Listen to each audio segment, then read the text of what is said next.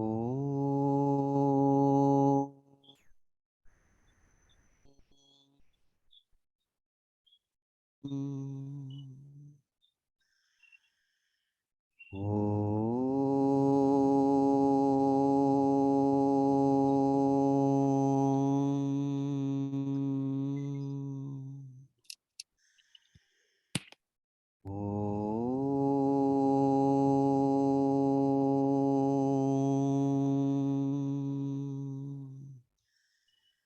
Om Sahana Bhavatu Sahano Bhunaktu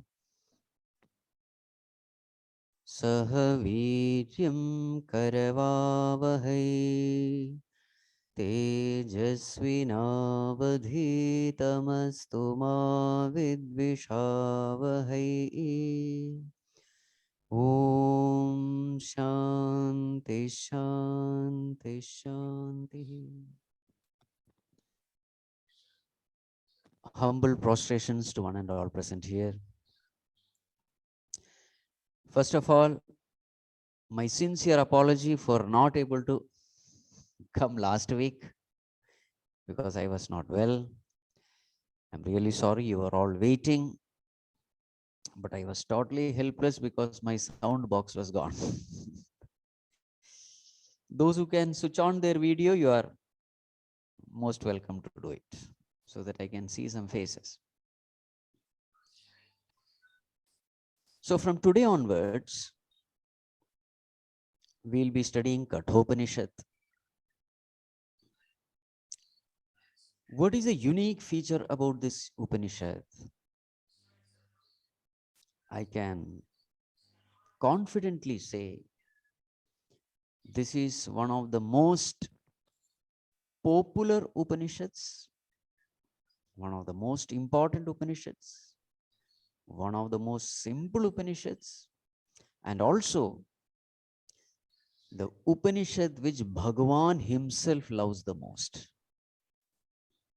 I can confidently say this because very many verses in Bhagavad Gita, you will find that it is directly lifted from this Upanishad. The very concept of chariot, the metaphor of chariot, which we see in Bhagavad Gita, Krishna, Arjuna sitting on the chariot, etc. That concept has come from Kathopanishad only. The very concept of fight between Pandavas and Kauravas, that concept also has come from Kathopanishad. Later on, we'll be seeing Shreyas and Prayas, the war within that is happening in our hearts, the path of the pleasant and the path of the good. So you will find that the entire Bhagavad Gita has been inspired from Kathopanishad only. So therefore, we are going to study one of the most interesting Upanishads.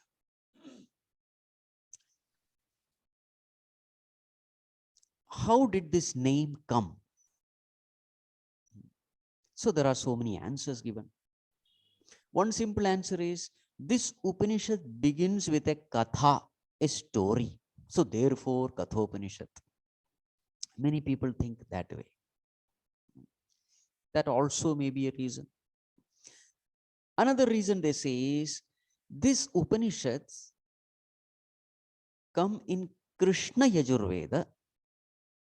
In Krishna Yajurveda, there are some 100 shakhas, branches. Among that 100 shakha, in Katha shakha, this Upanishad is found. So therefore also this Upanishad is called Kathopanishad. The Upanishad belonging to Katha shakha. There is another version. They also say Kathopanishad. I don't know whether you have heard of this Kathopanishad. This is another way this Upanishad is addressed. That is because this Upanishad is revealed to this particular Rishi whose name was Kathaka Rishi. Kathaka Rishi. A slight digression. I hope you know the difference between mantras and shlokas. Are you aware of this? Anyway, I'll just mention it. What is the difference between mantra and shloka? Generally, we say Veda mantras. We don't say Veda shloka. We say Bhagavad Gita shlokas. We don't say Bhagavad Gita mantra. Have you observed this? So that means there is some difference between mantra and shloka. What is the difference? So they say the verses which are revealed to the rishis, revealed knowledge is what is called as mantra. Revealed. Meaning what? The rishi himself has not composed it. It has been revealed to the rishi. So that personal, what you call, interference, a human interference is not there while writing a mantra. Whereas shloka means it is composed by someone. Someone has written it from his own memory. Right. So Vedas are also called as sometimes Shruti. Shruti means that which is heard. And other scriptures are called as Smriti, like Bhagavad Gita, etc. That which is remembered. Smaranam. Smaranat Smritihi. You remember it and then you compose it. That is called as Smriti. So the verses in Smriti, they are called as shlokas. Verses in Shruti, they are called as mantras. So verses in Vedas, they are called as mantras. So just like a radio receiver, it only receives. It doesn't create any kind of its own poetry or poem or nothing. It just receives and transmits, just like a radio. So what we hear, radio has no role to play other than just a receiving set. It is just a receiving set. In the same way, the great rishis were the receiving set. They received these mantras which were there in the cosmos and they just made it available for the public. Right. So when we say Kathopanishad, this Upanishad comes in Vedas. So naturally a question may come, to which rishi this was revealed? So we say these Kathopanishad mantras were revealed to Kathaka Rishi. So therefore, this Upanishad is also called Kathopanishad. Right. Now, there are totally 119 mantras in this Upanishad, spread over 2 chapters. So there are 2 chapters, and each chapter has got 3 sections. These 3 sections are called vallis. So chapter number 1 has got 3 vallis. Chapter number 2 has got 3 vallis. So totally 6 vallis. And totally we have 119 mantras. Right. Now, in this Kathopanishad, so before we enter into Kathopanishad, we would like to see what is the meaning of this word Upanishad. What does Upanishad mean? So we'll be following, of course, Puja Gurudev Swami Chinmaya's book. And that book is based on Bhagavan Shankaracharya's commentary. So this is what we'll be following. So those who want to see the original Sanskrit, etc., I suggest refer to Gita Press Gorakhpur. Of course, we will not be needing this. Whatever important things are there, I'll be speaking on it. But those who are interested in seeing the original Sanskrit, etc., I suggest please refer Gita Press Gorakhpur. They have this Shankara Bhashya. So that is what we'll be following. Right. So before writing this commentary on Kathopanishad, Bhagavan Shankaracharya beautifully describes what is Upanishad. So Bhagavan says, Upanishad Shabdena Vidya Uchyate. Upanishad, that word means knowledge. That word means knowledge. Bhagwan, how can you say Upanishad, this word means knowledge? So then Bhagwan divides that Upanishad term into three. Upa plus Ni plus Shat. Three terms. Upa, Ni and Shat. Upa means near. Upa, Samipe. Ni means Nischayena, with determination. Nisthaya, with dedication. Ni. Ni means Nischayena, Nisthaya. Nischayena means with determination. Nisthaya, with dedication. Shat. What is Shat? So three meanings are given. Visharana, Gati, Avasadana. If you are interested, only then you take it down. Otherwise, not necessary. Meaning is important. Visharana, Gati, Avasadana. Three meanings are given to it. Visharana means destruction. Destruction. Gati. Gati means movement also. Gati means goal also. Movement or goal. Gati. Avasadana. Avasadana means loosening. Loosening. Loosening, decaying. All that meaning can go. What is Upa? Upa means approaching, nearing, going near. Ni means Nischayena, Nisthaya, with determination, with dedication. Shat means Visharana, Gati, Avasadana. Visharana means destruction. Gati means movement or goal. Avasadana means loosening. Right. Now we have to prove that this word Upanishad means knowledge with these meanings. So, what is Upanishad? That knowledge, when approached through a teacher, so Upa comes there, approached. We are approaching this knowledge. How can we approach any knowledge?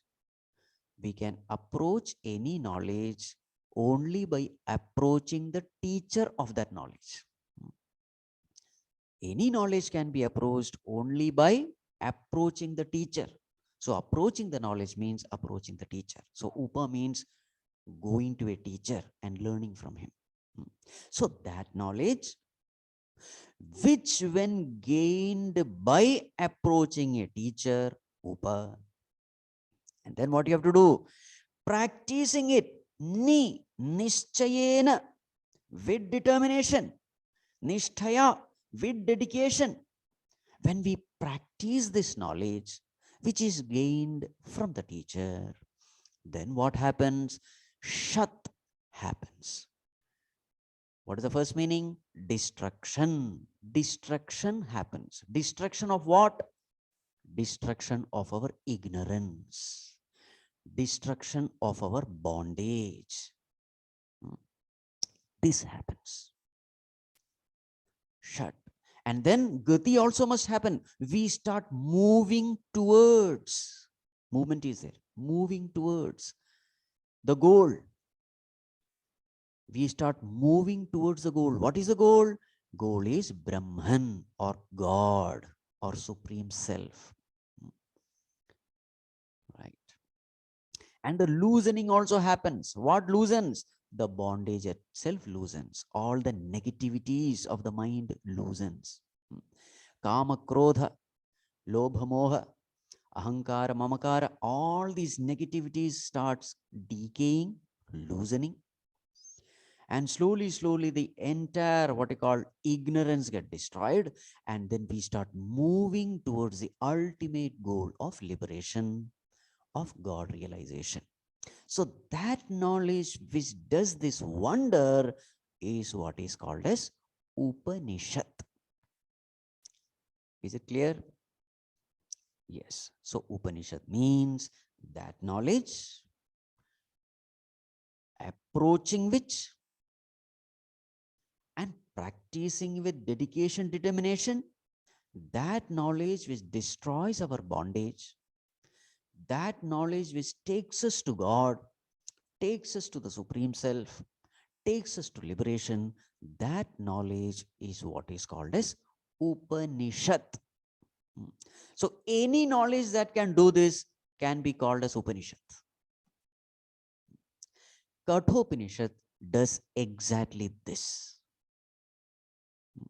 So we should have very clear idea of why am I studying this book? What is the prayojanam? Why am I studying this? Am I studying this text for a mere entertainment, like some novel or something? Or there is a purpose for studying this text?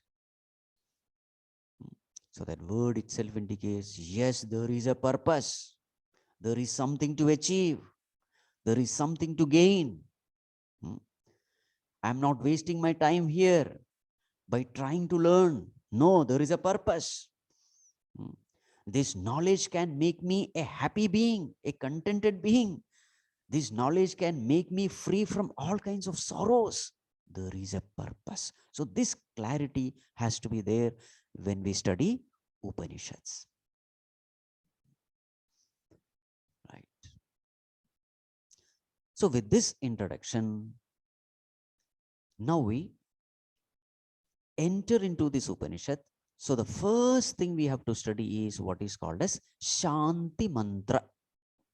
Shanti Mantra. So this Kathopanishad comes in Krishna Yajurveda. So what is the Shanti Mantra of Krishna Yajurveda? This Shanti Mantra we all know. Om Sahana Bhavatu, Sano Bhunaktu, Sahaviryam Karavavahe, Tejasvinau Avadhitamastu Ma Vidvishavahe. Om Shanti, Shanti, Shanti. This is the Shanti Mantra. So the first thing is, why should we chant Shanti Mantra in the beginning? Generally, all our classes start by chanting Shanti Mantras. Why should we chant? So that name itself says why it should be chanted. Shanti Mantra should be chanted because it makes the mind Shanta. Shanti, peace. Peace invocation, Shanti Mantra. Why should we make our mind peaceful? We should make our mind peaceful because only when the mind is peaceful, I am at my best. I am the most efficient only when my mind is peaceful. When I am disturbed, what happens? I am at my worst. Isn't it? Mind has two stages. One is a peaceful stage, the other is a disturbed stage. A person may be highly brilliant, highly talented, but if the mind is disturbed, then that person becomes unfit to do anything, whether it is mental activity or physical activity. When the mind is peaceful, we are at our best. So therefore, in the olden times, in Gurukula, etc., they used to spend some few minutes only in prayers. Some few minutes they used to sit in silence, chant some mantras, invoking the grace of God, so that the mind is prepared to absorb the knowledge. Teacher needs a peaceful mind because only then he can efficiently teach. The students need a peaceful mind because only then those students can easily imbibe the knowledge, absorb the knowledge. So peace of mind is absolutely essential. So how to quieten the mind? So we have these mantras, which is called as Shanti Mantra. So it's a prayer. It's a prayer unto the Lord. So we will briefly see the meaning of the Shanti Mantra because this is what we will be chanting in the beginning of every class. It's a beautiful mantra. Very many of us, we know this mantra, but we don't know the meaning of this mantra clearly. So the first line, Om. Om. Om means what? Om is that one letter for God is Om. One lettered name for God. Om. O Lord, who is the support of the whole world. O Lord, from whom the whole world has come. The creator, the sustainer, the destroyer. O Bhagavan, Saha Nau Avatu. First one. Avatu. Please protect us. Avatu means to protect. Please protect. Saha, together. Naha, naha means us. Because of grammar rules, it becomes now. So saha, now avatu, it becomes sahana avatu. One of the major mistakes we all make is we say sahana bhavatu. It is not sahana bhavatu, it is sahana vavatu. Sarvesham swasti bhavatu, sarvesham shantir bhavatu. So therefore we think, oh, okay, it is sahana bhavatu. It is not bha, it is va. Sahana vavatu. So actually these terms are saha nau avatu. Avatu, protect, naha, both of us together, saha. Oh Lord, please protect both of us. So who are these both? The teacher and the taught, guru and the shishya. Sahana vavatu. So protect from what? Oh Lord, there can be very many obstacles which can come and prevent this learning process. What are the obstacles? These obstacles are three types. You all must be knowing it. Adhyatmika, Adhi Bhautika, and Adhi Daivika. Three types of obstacles. What is Adhyatmika? Adhi Atma, pertaining to oneself. Adhyatmika, pertaining to oneself. Problems coming from within. Obstacles coming from within. What are the obstacles? While learning, it is possible that our health may not be cooperating, physical health. Or maybe I have no interest in learning. That is also an obstacle. Or teacher is telling something, I have no faith in it. That can be another obstacle. Lack of faith, lack of interest, feeling sleepy. All these are different kinds of obstacles pertaining to oneself. Adhi Atma. So Adhyatma. So, oh Lord, may there be no such obstacles. So Adhyatmika Tapa it is called as. Then the second is Adhi Bhautika Tapa. From the immediate surroundings, from the known sources. There can be some noise pollution. There can be some problem with mosquitoes also. It can be various. Now we are all having this online class. So in your room, what all things are there? I don't know. So what all kinds of, kids may be crying somewhere, or somebody is banging the door. Somebody wants your attention. Now they are all called as Adhi Bhautika Tapa. They are all obstacles. Somebody is preventing you from focusing your attention. Adhi Bhautika Tapa. From the immediate surroundings where you have some control over it. Adi Bhautika Tapa, you have some control. Then the third one is called Adi Daivika Tapa. Adi Daivika means what? From what you call unseen sources. From what you call cosmic forces like earthquake, tsunami, etc. This is called as Adi Daivika, where you have absolutely no control. Right. So these are the three obstacles: Adhyatmika, Adhi Bhautika, Adi Daivika.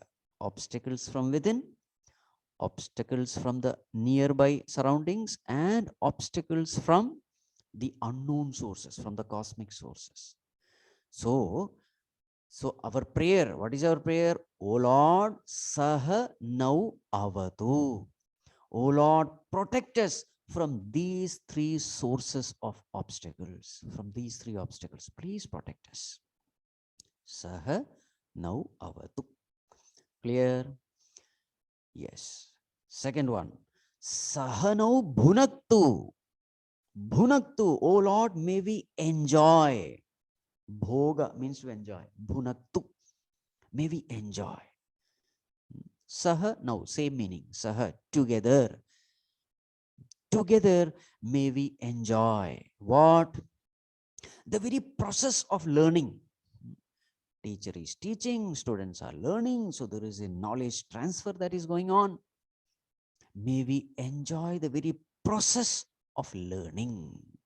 Is a prayer. Right. So teacher must enjoy the process of teaching and the students must enjoy the process of learning. May we enjoy. Then, Saha Viryam Karavavahai. Saha, together. Viryam. Viryam means effort. Oh Lord, may both of us put real effort. May we work hard. Effort.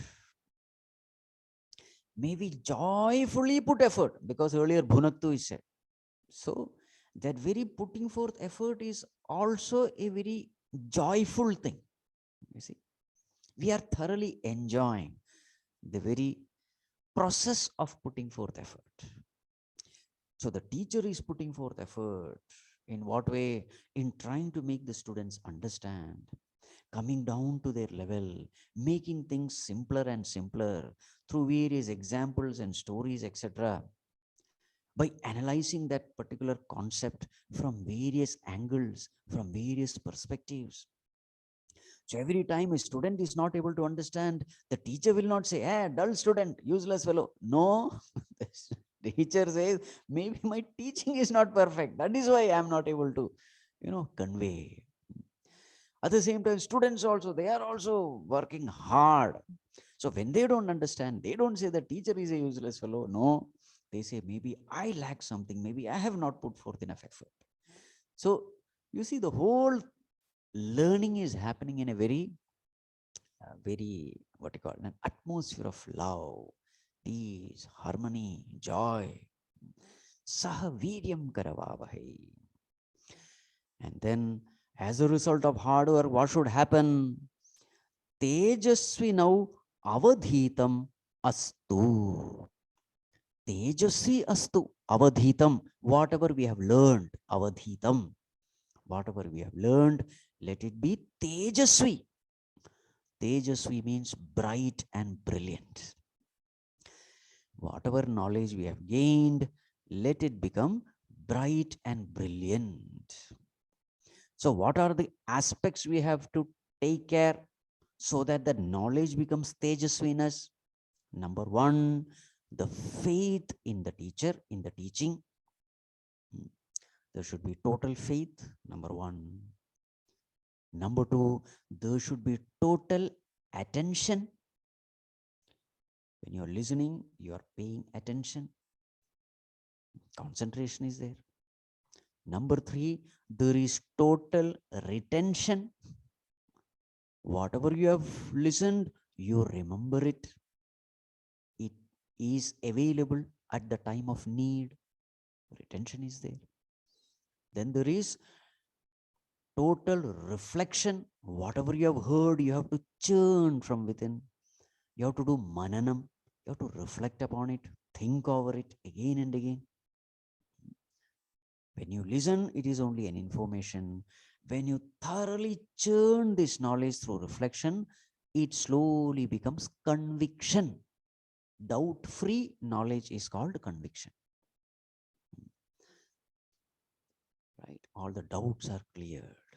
So unless churning happens, doubts will not be cleared. And then what should happen? Once you are convinced about this knowledge, you must apply it in your daily life. So this application is also necessary. With persistence, again and again, wrong thinking has to be replaced by right thinking. Wrong behavior has to be replaced by right behavior. Again and again, these things have to be practiced. Slowly, what happens? Right thinking becomes natural to you. Earlier, wrong thinking was natural, but over a period of time, with repeated practice, wrong thinking is replaced by right thinking. Then we say the knowledge has become tejasvi.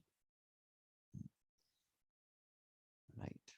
Knowledge has become tejasvi. So, what is the proof that knowledge has become tejasvi in you? The proof is you are able to handle all situations in life very easily. So, 3 points. Before handling the situation, there is clarity. While handling the situation, there is ease. And after handling the situation, there is peace. This is the proof that knowledge has become perfect. Clarity, ease, and peace. So while handling the situation, there is clarity. What is clarity? This is right, this is wrong. This is something to be done, this is something not to be done. You are very clear. In the beginning itself, there is no confusion. There is very clear. While handling the situation, you are not tempted to do the wrong thing. That is what is meant by ease. You love doing what is right. You don't like doing what is wrong. That is called as ease. Otherwise, what happens? There is a struggle. There is something which is right, but I don't like doing it. There is something which is wrong, but I love doing it. Then what happens? There is a struggle from within, isn't it? Junk food, I know it should not be taken, but then I love it. Then there is struggle within. There is no ease there. Clarity is there, but ease is not there because there is struggle. Right. So what is the proof that knowledge has become tejasvi? The proof is while handling, easily you are able to handle because the right thing, you love it. This is called as integration of mind and intellect. What is right, you love doing it. What is wrong, you hate doing it. Full stop. Then there is absolutely no problem for you. Ease. And then after handling the situation, what is the situation? After handling, there is peace. Why there is peace? You have done the right thing, therefore there is peace. When you have done the wrong thing, there is conscience prick. You see? When you do the wrong thing, there is always a guilt. Oh, I shouldn't have done that way. I knew I shouldn't have done, but even then I did it. Oh, this is called as conscience prick. So what is the proof that knowledge has become tejasvi? Clarity before handling the situation, ease while handling the situation, peace after handling the situation. Put in another words, you are able to respond to situations. You don't react to situations, you respond. What is responding? Responding means choosing the right words, choosing right actions according to the situation. You have enough time to choose the right words, right action while handling the situation. This is the proof that knowledge has become tejasvi in you. So this is what happens. Right. Sahaviryam karavavahai tejasvi now avadhitam astu. O Lord, whatever we have learned, may it be tejasvi. May that knowledge get digested in me. May it become a part of me. Many times what happens, whatever we learn, it remains only as an information. It doesn't become a part of our personality. So here the prayer is, oh Lord, whatever we have learned, let it become a part of me. Let it get well assimilated, well digested. Tejasvi, Now avadhitamastu. Next one, ma vidvishavahai. Oh Lord, may we not hate each other. Dvesha. May there be no dvesha. May we not hate each other. This is also a very important prayer. May not the teacher hate the students. May not the students hate the teacher. What happens? When does this dvesha come? Actually, have you observed this? Dvesha comes when we pay attention to some defect in the other person. Dvesha means hatred. When do we hate another person? Bring into your mind the person whom you hate. Then what you do? Then my next question will be, why do you hate that person? So then you'll have a big list. Oh, this person, this. That is why you hate. So when you meditate upon the negativity of a person, then helplessly you start hating that person. So therefore, if you want to get rid of hatred about a person in your life, what you should do? Instead of meditating upon the negativities of that person, start meditating upon the goodness in that person. Make a list, make a conscious effort. What all good things that person has done to you? What all good things that person has as a person? When you start meditating more and more, more and more, more and more on that goodness aspect, then what will happen? Suddenly you will find all the hatred towards that person vanishes. You start liking that person. And when you start liking that person, your words become sweeter, your actions become sweeter. And when your words become sweeter, that person also, gets the vibe, the good vibes of yours. And then he also becomes good to you. This is how we have to improve any relationship. How to improve relationship? Let me consciously meditate upon the goodness in the other person. This is the way. Any relationship can be improved. So the first, I have to work on my own thoughts. Many times we say that person is not good because of this. Array, you are meditating on the wrong thing. So I should train my mind in such a way that I must be able to find goodness in everyone, whoever is there, whoever comes to my life. Let me see the goodness in that person. Whether it is the servant maid or the driver or the husband or children or wife or whoever, let me consciously train this. Let me make it a habit to see goodness in others. And suddenly you will find your relationship with that person improving day by day. So the law is, as your thoughts, so is the world formed around you. It's a law. The world which is around you and the thoughts which you are entertaining, it has a deep relationship. If the thoughts are negative, helplessly you will attract a negative world around you. If your thoughts are good, noble, etc., helplessly you will attract a beautiful world around you. It's a law. So, ma vidvishavahai. So, here the teacher, may he not find defect in the students. This fellow is not listening. That fellow is not serious. This fellow is only finding fault, etc., etc., etc. No. In the same way, students also can find defects in the teacher. The teacher is not knowledgeable. No, he's knowledgeable, but he doesn't know how to teach. No, he knows how to teach, but the thing is, he doesn't practice what he's preaching. So many things, right? So our focus should be upon the goodness in others. Then what will happen? All the dvesha, the feeling of hatred, vanishes. And who enjoys that state of hatredlessness? Who enjoys? We enjoy, we ourselves. A heart which is free from all kinds of bitterness, revenge, hatred, etc., etc., that heart is a joyful heart. Anyone would love to possess such a heart. So this is the way we have to work on ourselves. Right? Ma vidvishavahai. So in such a beautiful environment, filled with love, peace, trust, transparency, absence of fault finding, a presence of open mindedness, a desire for knowing the truth. In such a beautiful environment, let the discussion happen.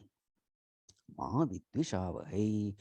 Om Shanti Shanti Shanti. Three times Shanti. Why three times Shanti? Because there are three types of Ashanti. What are the three types of Ashanti? Adhyatmika Ashanti, Adhi Bhautika Ashanti, and then Adhi Daivika Ashanti. Three types of Ashantis are there. So therefore, three times Shanti is chanted. Bhagwan, may there be peace. So with this invocation, the class begins. So this is called a Shanti Mantra. Right. Now let us enter into the first verse. Now, something interesting is there in Kathopanishad, which Bhagwan Shankaracharya does while writing commentary on Kathopanishad. What is the interesting thing? The interesting thing is Bhagwan prostrates to both the teacher and the student. Who is the teacher in Kathopanishad? Lord Yamaraj. Lord Yamaraj is the teacher. And who is the student in Kathopanishad? Nachiketa is the student. An interesting thing is Bhagwan Shankaracharya offers prostrations to both of them. This is something unique which Bhagwan has never done anywhere else. Om Namo Bhagavate Vaivaswataya Mrityave Brahma Vidyacharyaya Nachiketase Cha. Saying this, Bhagwan writes his commentary.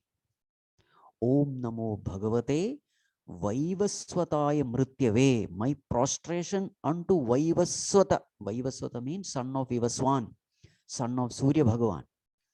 Who is he? Yamaraj. So Yamaraj is supposed to be son of Surya Bhagavan. So Om Namo Bhagavate. My prostrations unto Lord Death, Lord Yamaraj, who is the son of Surya Bhagavan, who is the Brahma Vidya Acharya, the teacher of Brahma Vidya, my prostration unto him, and Nachiketa Secha, my prostration unto Nachiketa also. Why is Bhagavan prostrating unto Nachiketa? So in this Kathopanishad, you will find an ideal student of Brahma Vidya in Nachiketa. Ideal student, an embodiment of all virtues, we can say. So as we see the story, we will see these virtues in Nachiketa. And we will discuss them also. So what all are the virtues we find in Nachiketa and how these virtues are useful in studying Upanishad, in imbibing this knowledge. So all that thing we will discuss. So now with this introduction, we enter into the first verse of Kathopanishad. So this is chapter 1, first Valli, first verse. So in Chinmaya Mission book, it is page number 1. So what is said there? So now begins a story. Ushan Havai Vajashravasah Sarvavedasam Dadau Tasyaha Nachiketa Nama Putra Asa. Right? Ushan. This is how the Kathopanishad is beginning. Ushan. Ushan means what? Desiring. Desiring. Ha, Vai. Two terms are there. Ha, Vai. Ha means it is very well known. Vai means indeed. So just like in every language, there is a way in which a story has to begin. See, for example, in English, what is the way we begin a story?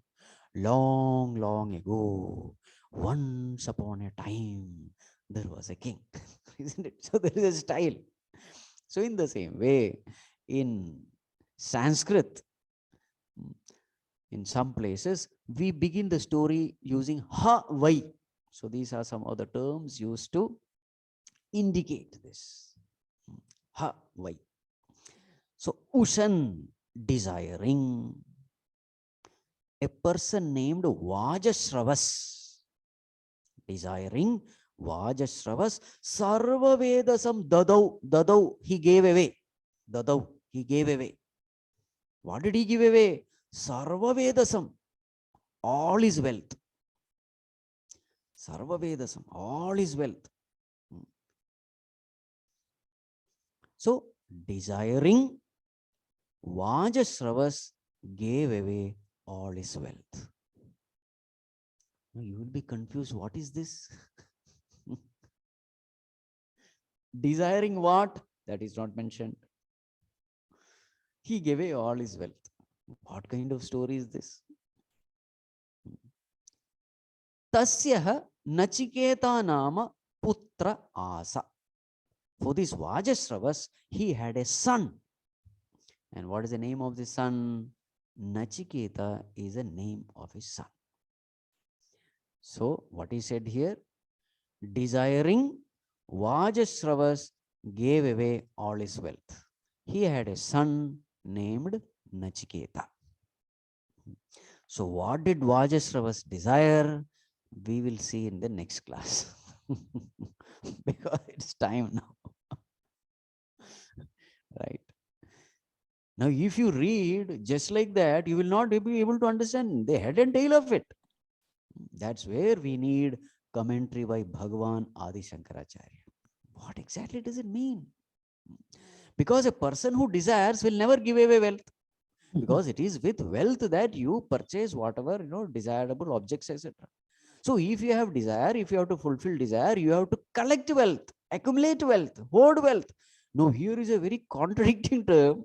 Desiring, he gave away wealth. You see? So in detail, we will see in the next class. Yes, so if you have any questions, most welcome.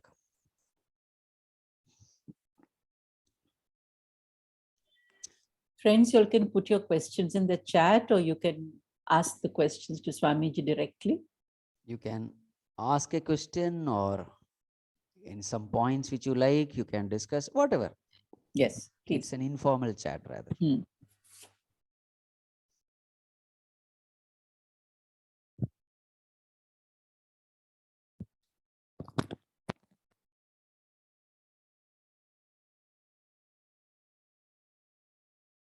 Bhavna, you want to ask a question, Bhavna?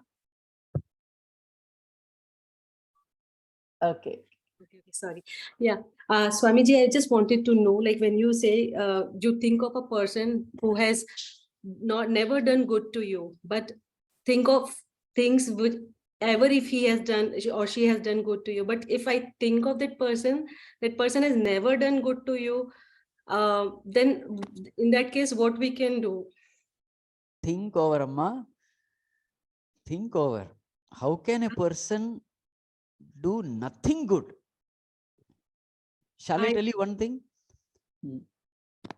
If a person has been cruel to you, is it not true that that person becomes a means for you to remember God?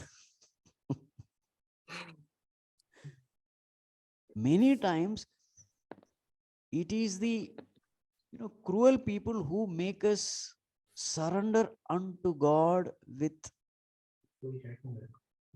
what you call wholeheartedness. We are so helpless. Then we surrender unto God, and then we experience connectivity with Him. You see, for example, Draupadi, in that horrible situation, she was totally helpless. And then she said, Krishna, from the depth of her heart, that prayer came out.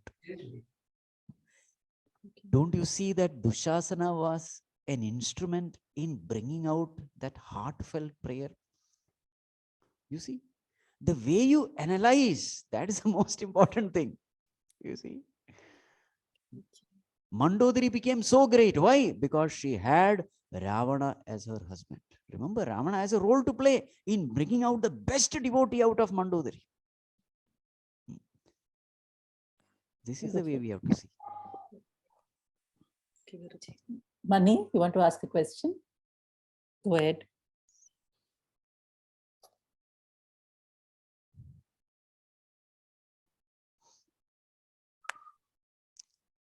Manisha, we can't hear you better.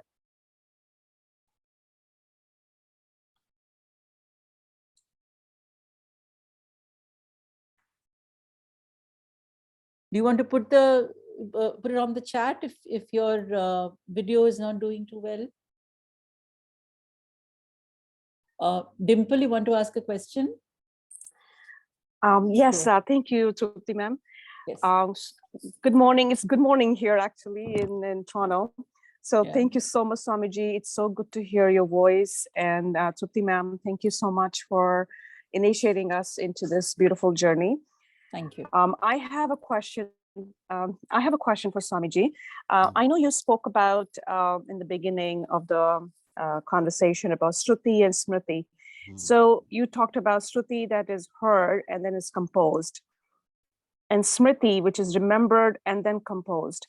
So would you say the difference would be in Smriti would be someone who has lived that, so hence the remembrance? Someone who Or has lived.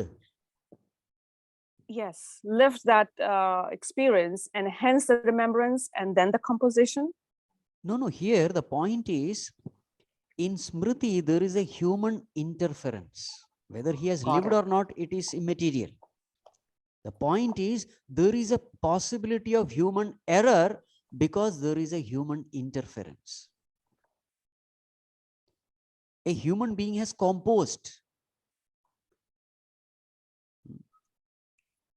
Yes, I understand that, because that's the difference would be in the mantra, which is Yes. not, So- there's no interference. Yes. So when the Rishi says, this mantra is revealed to me, the Rishi says, I am not the owner of this mantra. It just got revealed. That's all. I am nowhere in the picture. Exact like the radio which is saying, this music is coming, but I have nothing to do with this music. I have not done anything. I am just receiving and transmitting. That's all. Radio has no role to play. Yes. Thank you, Swamiji. So would you also say that Shruti is also interfered with, human interference? In Shruti, there is no human interference. Absolutely. Because it's not. heard, right? So It what is- is heard It and is then heard means composed? it is not heard from the ears. No. It is Got it. revealed Okay. in the mind. It is Got revealed it. in the mind. Because the Rishi had a pure mind, and that pure mind is in tune with God. So whatever God has to send a message, it could easily flow through. It is exact like the flute.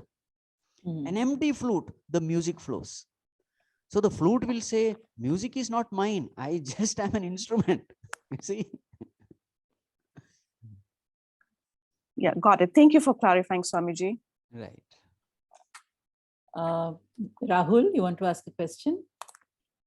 Hariom Swamiji, I just wanted to ask that our sadhana means loosening, and does it mean decaying also? Sadhana means? And our sadhana is loosening. I thought I heard decaying. Is that another meaning of our sadhana? No, I'm not clear. Please switch on the video, no? Oh, sorry. No, I think it is on. The video is on.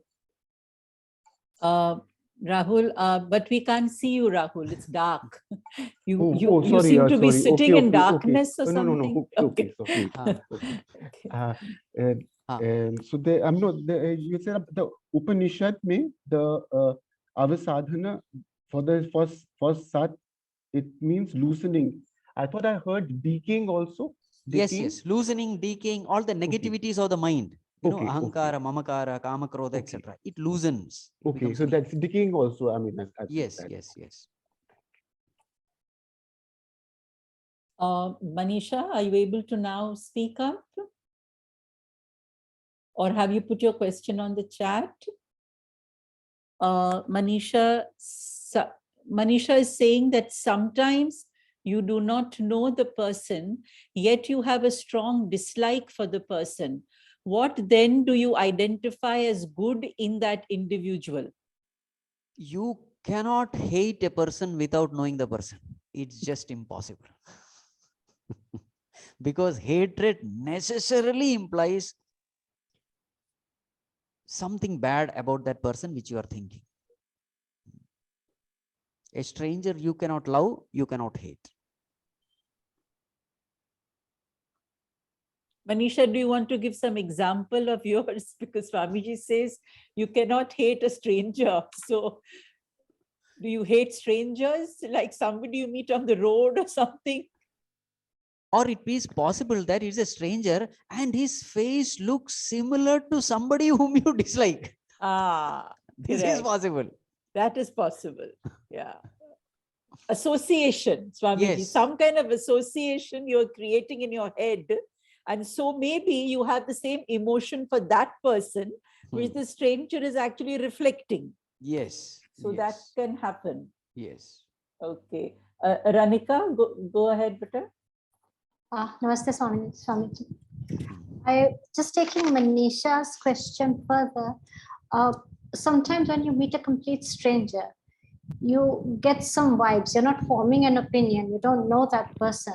But sometimes, I mean, vibe is the word that I'm getting here. You know, you get some vibes, you know, whether you are uncomfortable or comfortable. So how do we describe that? It can be due to two reasons.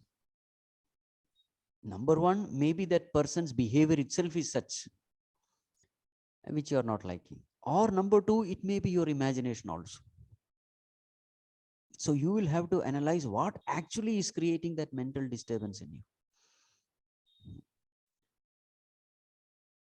Thank you, Swamiji.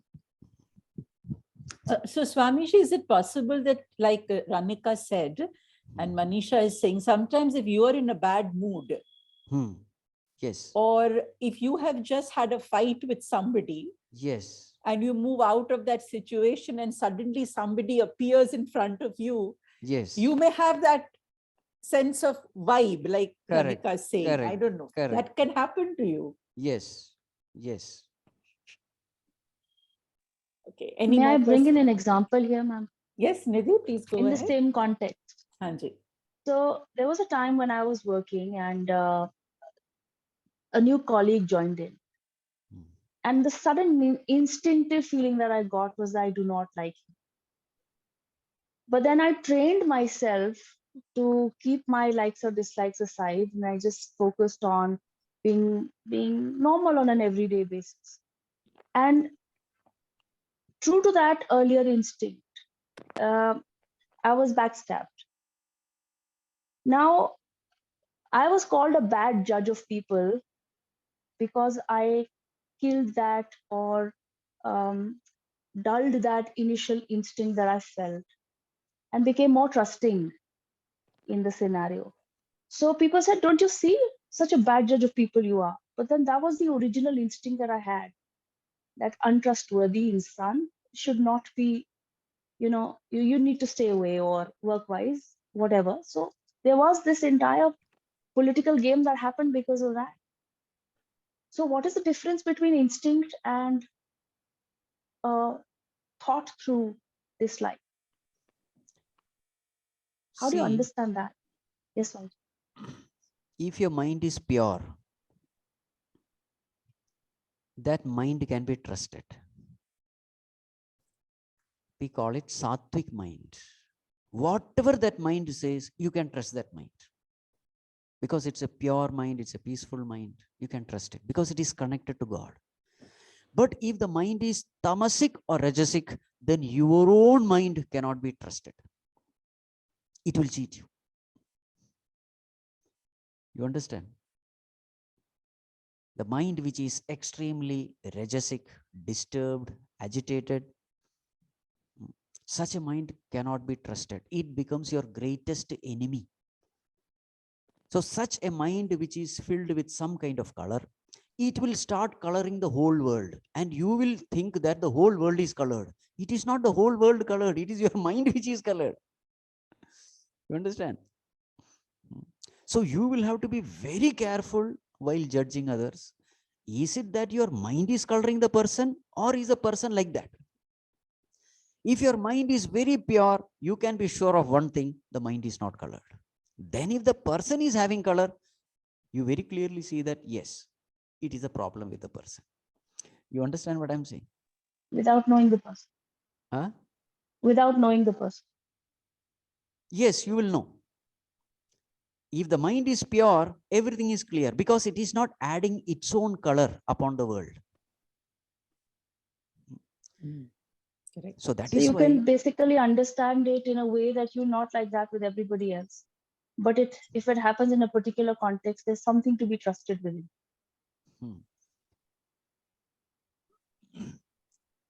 so before blaming others, let us be careful about our mind also. Indeed. This is the point. Indeed. Okay, so That's the trickiest Swamiji, part. so Swamiji, another question coming is that how do we know that the mind is pure? Because you have experienced your impure mind and compared to that, compared to that, this is far better. See, only a person who has thoroughly done research upon one's own mind, he has experienced all different kinds of moods of the mind. So he knows, now it is in tamas. Oh, now it is in rajas. Now it is peaceful. Like for example, after prayer, when the mind is very peaceful, are you not knowing that it is a peaceful, it's a trustworthy mind? You know it. After your sadhana, after your, say, prayers, etc. When the mind is very peaceful, you know it. This is a brilliant mind. You know it. You experience it as joy. A sattvic joy emerges from a pure mind. There is total contentment. There is happiness. There is costless happiness emerging from the heart. These are all the ways you know that yes, now the mind is perfect. If you are regularly doing your sadhana, prayer, etc., you clearly know when the mind is tuned to God and when it is not tuned to God. Both you know. Urvi? Namaste, Swamiji. Yes. Swamiji, about this, about this instinct, it's not very clear. So basically, when we say instinct, the instinct is not something that happens in the mind. It's just a feeling, it's just a deep feel. And when somebody feels that, for others, there is no this instinct coming, but only for one person it is coming. So if the mind is rajasic or tamasic, but if it is coming only towards one person without even knowing that person, without interacting anything up with that person, still there is a feel happening. How does that be understood? And of course, walked over. See, as I told you, a rajasic mind cannot be trusted. First and the foremost thing is set your mind right. So if there is a particular situation which you are not able to find a solution, next day wait. Early morning, take a bath in your prayerful mood when the mind is sattvic, peaceful. Then bring that particular problem and listen to what the mind suggests. That mind which is in tune with God will suggest you something, will tell you something that you can trust. All right, fine. Got it. Thank you, Sach. Yes. Okay, last question. Varunita.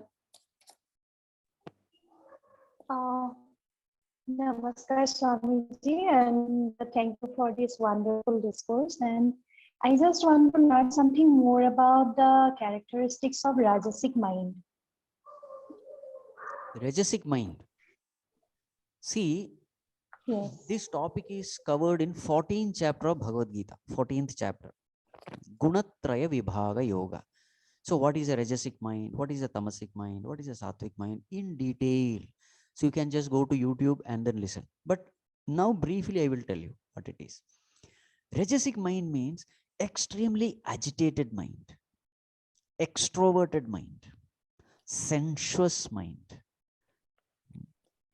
It is filled with kama, krodha, lobha, moha, everything. They are all sign of Rajas only. Tamasic mind is a dull mind. You feel sleepy and all that. Rajasic mind is highly, agitated mind, extroverted mind. So this is what we generally define. Sattvic mind is a peaceful mind. You are alert and peaceful. That is sattva. Tamas is totally dull. So in between whatever comes, it is Rajas. Okay, last question, Swati. Namaskar, Swamiji. I have a question unrelated to all the discussion that is going on, but very much related to today's Kathopanishad. Why we are starting with Kathopanishad of all the 10 cardinal Upanishads?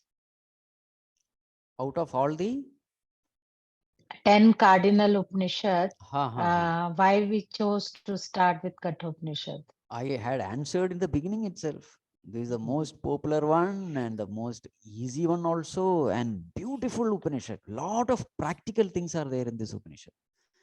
Put in a very simple way. Are you scared of Lord Death?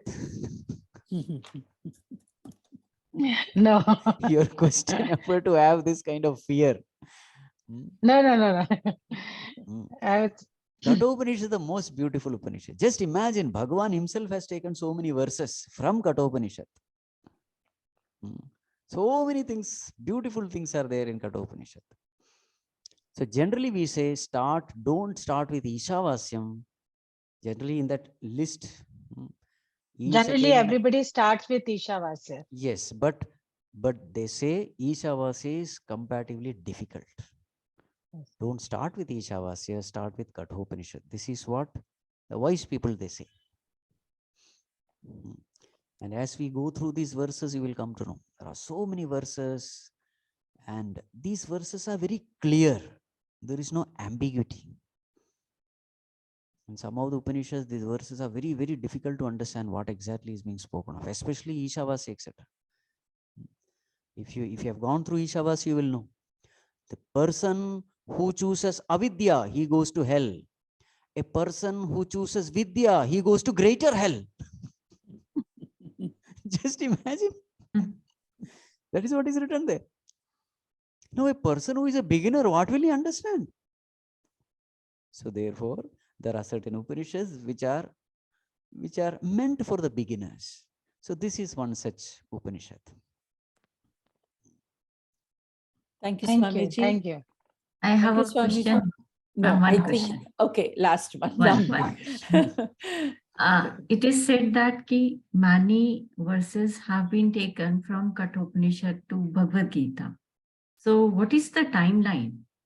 It means this Kathopanishad was written before Bhagavad Gita?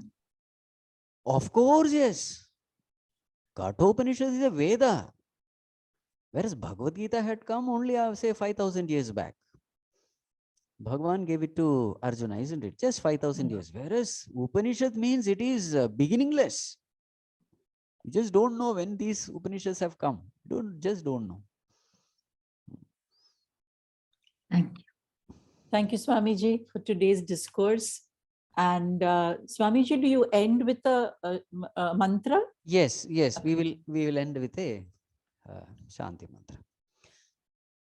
Om Sarve Bhavantu Sukhinah Sarve Santu Niramayah Sarve Bhadrani Pashyantu Ma Kasyit Dukha Bhag Bhavet Asato Ma Sadgamaya Tamaso Ma Jyotirgamaya Mrityorma Mritangamaya Om Shanti Shanti Shanti Harihi Om Shri Gurubhyo Namaha Harihi Om